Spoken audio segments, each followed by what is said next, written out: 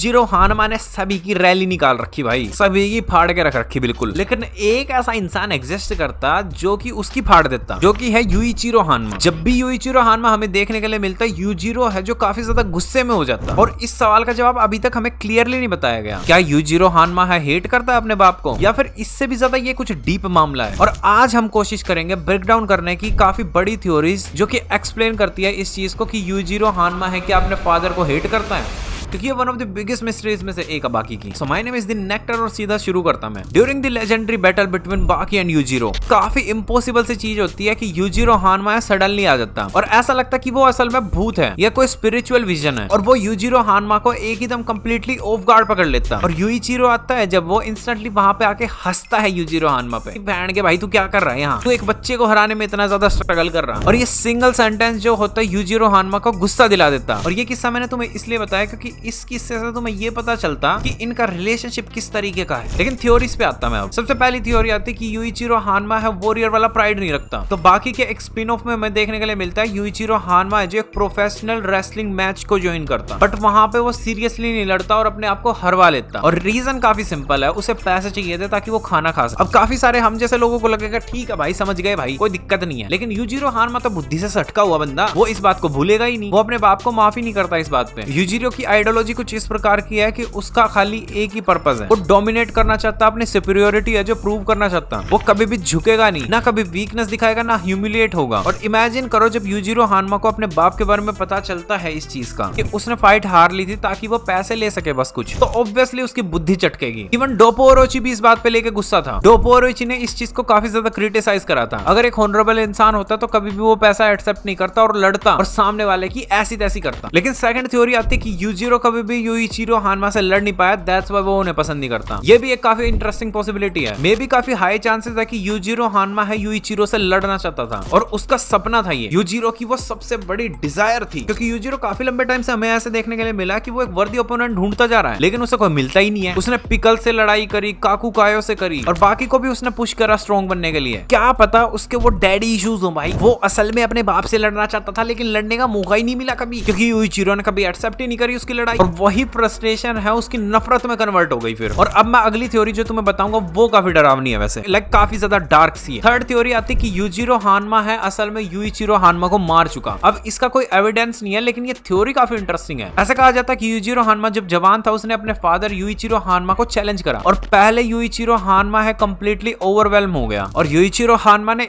Easily Yujiro को हरा दिया। लेकिन इवेंचुअली यूजिरो है काफी ज्यादा मेहनत करके वापस लड़ने के लिए आता, और इस बार चीजें बदल गई। यूइचिरो है जो बूढ़ा हो गया और वो लड़ने की डिजायर भी नहीं रखता था। वो ताकतवर था लेकिन डिजायर नहीं रखता था। और जब यूइचिरो हानमा ने अपने बेटे यूजिरो हानमा की ओर देखा कि वो पूरा का पूरा प्राइड में डूब चुका, उसे वॉयलेंस और पावर पसंद है, तो उसने उससे लड़ाई करने से मना कर दिया। और यूजिरो ने सिंपली अपनी किस्मत को एक्सेप्ट कर लिया और यूजिरो हानमा के हाथों मारा गया। और इस वजह से यूजिरो अभी भी सोचता रहता कि क्या वो उसे सच्ची में हरा पाया था, क्या वो इतना ज्यादा ताकतवर था भी कभी, और वो उसकी फ्रस्ट्रेशन में कन्वर्ट होगी दोबारा। अब यही सबसे इंटरेस्टिंग थ्योरीज आती है। साथ में एक और काफी इंटरेस्टिंग बात बता देता तुम्हें कि यूजिरो हानमा की जो फिलोसफी और यूइचिरो हानमा की जो फिलोसफी है वो बिल्कुल पोलर अपोजिट है, एक दूसरे से काफी ज्यादा ही अलग है। एक बंदा एंजॉय करता डोमिनेट करना, ओपोनेंट्स को तोड़ना, अनलिमिटेड पावर रखना, और दूसरी तरफ यूइचिरो हानमा शांत था। इवन वो जब वॉर भी लड़ने के लिए गया था ना यूएस मिलिट्री के खिलाफ, तो उसका कोई मन नहीं था, बल्कि किसी ने कहा था तो वो लड़ लिया था बस। और यही काफी इंटरेस्टिंग बात है। लेकिन यूजिरो ने काफी सारी चीजें यूइचिरो हानमा से सीखी है, जैसे कि उसकी जो ड्रेस टेक्निक है वो ओरिजिनली यूइचिरो हानमा की थी, और काफी हाई चांसेस है कि यूइचिरो हानमा ने ही यूजिरो को ये टेक्निक सिखाई है। तो सिंपली मामला ये कुछ इस प्रकार का हो जाता है कि यूजिरो एक्नॉलेज करता है यूइचिरो हानमा की स्ट्रेंथ को। वो जानता है कि उसका बाप ताकतवर था, लेकिन यूजिरो है जो यूइचिरो की फिलोसफी से नफरत करता, और वो यूइचिरो हानमा के जो तरीके हैं उन्हें देख देख के फ्रस्ट्रेट होता रहता। किस तरीके का ये इंसान है, इतना ताकतवर होते हुए भी इसने अपना पोटेंशियल खो दिया। लेकिन इन दी एंड तुम्हारा क्या विचार बनता है इस पर मैं जानना जरूर पसंद करूंगा। क्या तुम्हें जेन्युइनली लगता है कि यूजिरो हेट करता है यूइचिरो हानमा को, या फिर वो सीक्रेटली एडमायर करता उसको? ऐसा भी तो हो सकता भाई मेरे। और क्या होता अगर इन दोनों की लड़ाई होती तो कौन जीतता, ये भी बताना मेरे को कमेंट सेक्शन के अंदर। वीडियो को लाइक, चैनल को सब्सक्राइब दोनों कर देना भाई मेरे।